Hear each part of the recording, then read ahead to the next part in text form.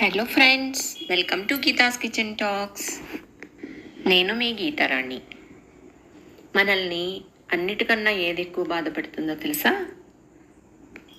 Rejection కాదు, separation కూడా కాదు. అదేంటంటే వన్ సైడెడ్ ఎఫర్ట్స్ అన్నమాట.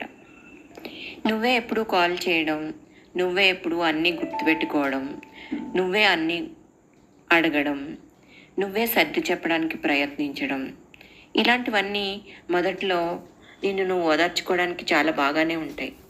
ఓకే, వాళ్ళు బిజీగా ఉన్నారేమో, రేపు చూద్దాంలే అని అనుకోవడం. కానీ ఆ రేపు అనేది ఎప్పటికీ రాదు. అప్పుడు అర్థమవుతుంది ఇది టైం గురించి కాదు, మనకిచ్చే ప్రయారిటీ గురించి అని.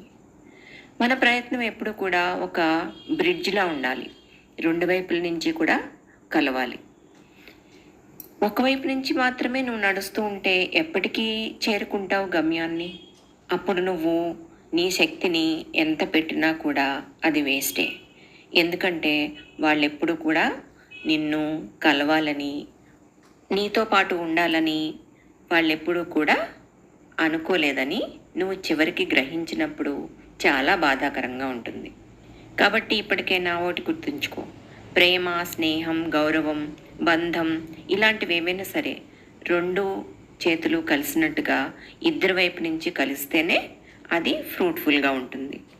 డిసప్పాయింట్మెంట్ అనేది ఎప్పుడు వస్తుంది అంటే నువ్వు నీ బెస్ట్ ఇచ్చినప్పుడు, అటు నుంచి నామమాత్రం కూడా ఎఫర్ట్స్ లేనప్పుడు, నీ శ్రమ అంతా కూడా బురదలో పోసిన పన్నీర్ అయిపోతుంది. Thank you for watching.